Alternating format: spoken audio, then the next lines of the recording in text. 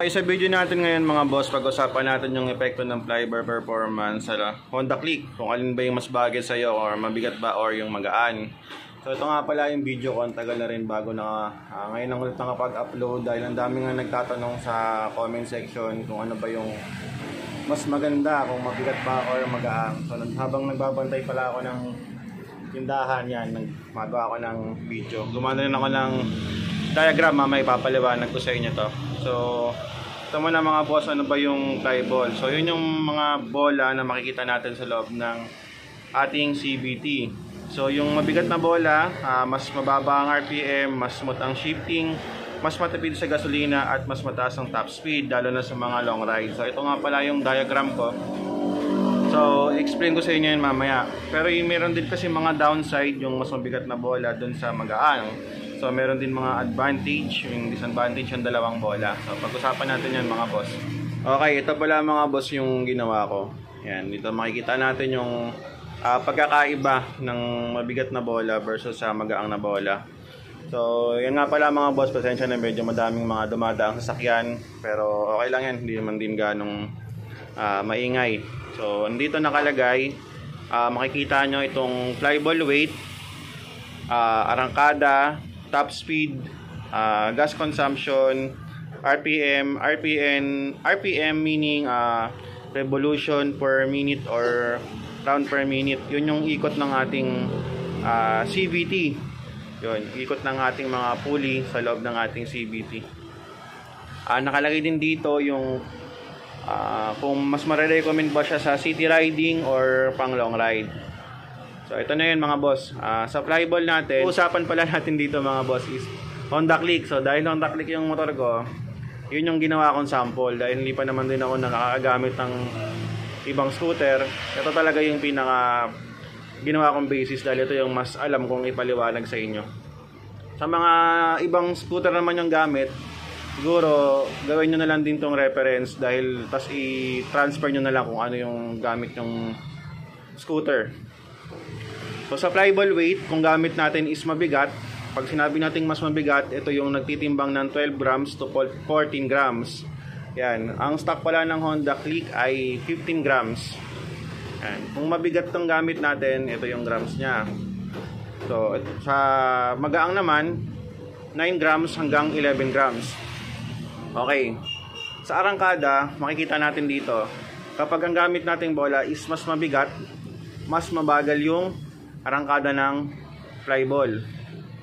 Okay, kapag mas magaang naman, kapag mas mataas ang RPM, mas aggressive yung response niya pag piga natin ng throttle. So kung mapapansin nyo, kung gamit nyo is mas magaang na bola, mas responsive siya compare dito sa mas mabigat.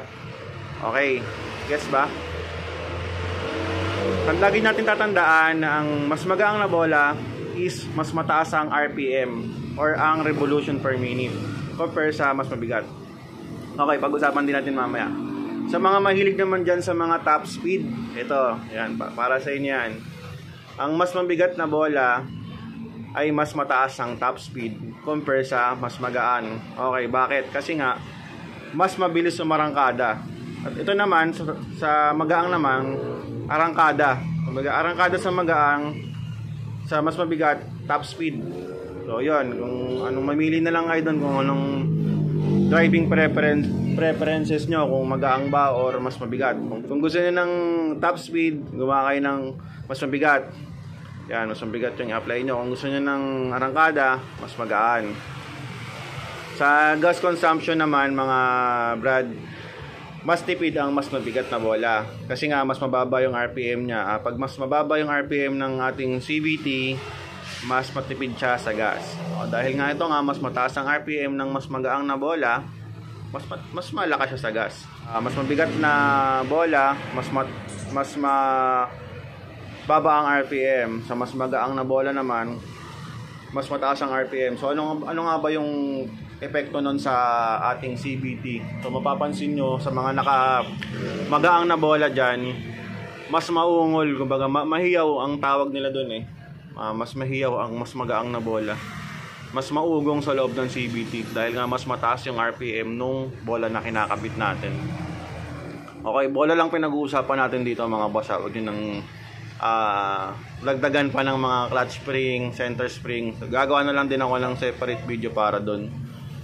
Ito lang naman, ano lang to, mabilisang explanation lang kasi basic lang din naman talaga to eh. Sa mga nagtotono na ng scooter, gets nyo na yan. Okay, sa city riding naman tayo mga brad. Sa city riding, hindi gaanong responsive ang mabigat na bola. Sa magaang naman, mas responsive siya. So, depende na lang sa inyo kung anong mas magiging prepared nyo dyan. Pero kahit ano naman dyan, pwede. Sa long ride naman mga brad, ayan, ideal for long ride. Ang mas mabigat na bola.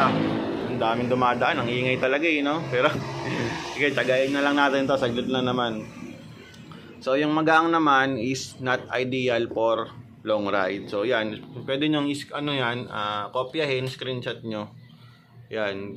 Or, gawa nyo din ng, kayo, kung mga nagbablog din kayo, pwede nyo gawin ng reference. So, libre na lang yan. Kaya kunin nyo na lang. So, yun mga boss, sana makatulong to sa mga baguhang nagtotono pa lang. So, ito pala yung video ko. Ano na to eh, million views na to sa YouTube eh. Kaya ginawan ko siya ng video. Ang dami kasi nagtatanong talaga dito mga boss. Hindi ko